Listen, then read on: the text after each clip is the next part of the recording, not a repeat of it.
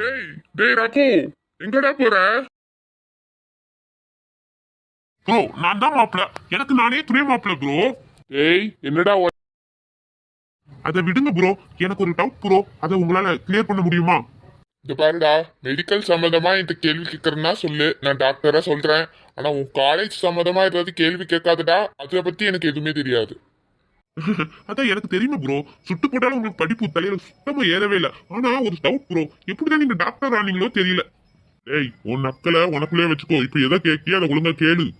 நான் இப்ப சொல்ல போறத கேட்டு கோவப்படக்கூடாது பிரதர். ஆனா நான் சொல்றது ரைட்டா தப்பான்னு மட்டும் நீங்க சொன்னா எனக்கு போதும். சொல்லுடா, எவ்வளவு நேரம் தான் சொல்ல போறேன்னு சொல்லிக்கிட்டு இருக்கா, சீக்கிரம் சொல்லுடா. அது வந்து பிரதர், என் ஃப்ரெண்டு ஒருத்தன் ஒரு பொண்ணு லவ் பண்ணான். ஆனா அந்த பொண்ணுக்கு வேற ஒரு பையனோட எங்கேஜ்மெண்ட் இன்னைக்கு நடக்குது.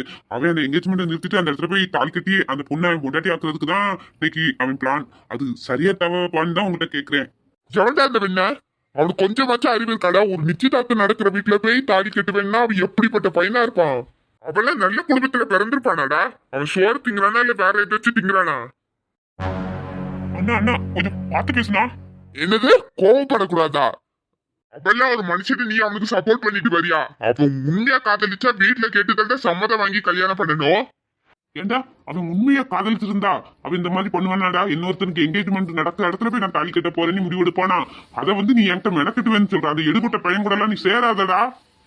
இந்த மாதிரி நாய் எல்லாம் சும்மாவே விடக்கூடாதுடா. டேய் என்னடா அவனுக்கு கொஞ்சமாச்சும் அறிவு இருக்கா? காதை முடிட்டு இருக்க? டேய் நீ நல்லா இருக்கியாடா? சாப்பிட்டியா? புடி நல்லா இருக்கியா? சாப்பிட்டியா? ரகு நல்லா இருக்கியா? ஏல நாய் பையல, பண்ணி பையல, எருமைப்பாடு, கழுத, காதை புத்துனா காதை இருக்கு. கொஞ்சம் பேர் மோரையை பார்த்து வாய் போயிரு. வாயா அவனுக்கு இந்த போதுறியா இவன் இவ்வளவு திட்டு.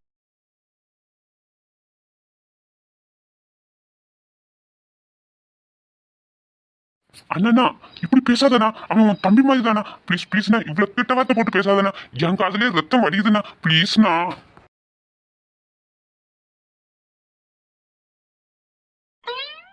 சாரி ப்ரோ, நீ ஏதோ மூணு அப்செட்ல இருந்த மாதிரி இருக்கா, தெரியாம வந்து நான் கேட்டுட்டேன். நான் கிளம்புறேண்ணா. ஏய் முதல்ல அந்த உருப்படாதவன் ஃப்ரெண்ட்ஷிப்பை கட் பண்ணிடுடா.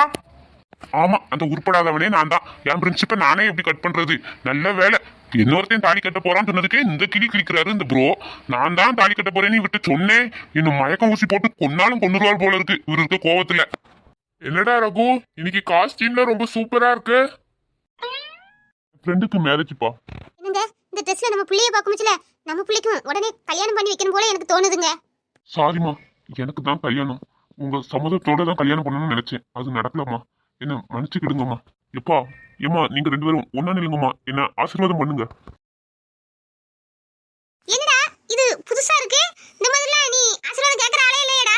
உனக்கு இது செட் ஆகணும் அவனே. எந்திரிடா. இல்லம்மா, இந்த ட்ரெஸ்ஸை போட்ட உடனே உங்ககிட்ட ஆசீர்வாதம் வாங்கணும் போல இருக்குமா.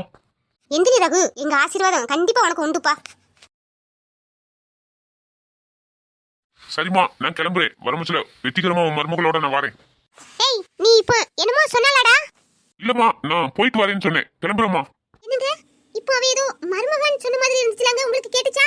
நீ எப்பவுமே அவனுக்கு கல்யாணம் பண்ணணும்னு ஆசையில இருக்குல்ல, அதனால உன் காதல அப்படி கேட்டிருக்கோம். எனக்கெல்லாம் கேட்கலப்பா. இத பாருங்கம்மா, இன்னைக்கு தம்பி நடந்துக்கிறது எதுவுமே சரியில்லை. அவ ஏதோ ஒரு பெரிய வில்லங்கத்தை கூட்டிட்டு வர போறான்னு தெரிஞ்சிடுச்சு.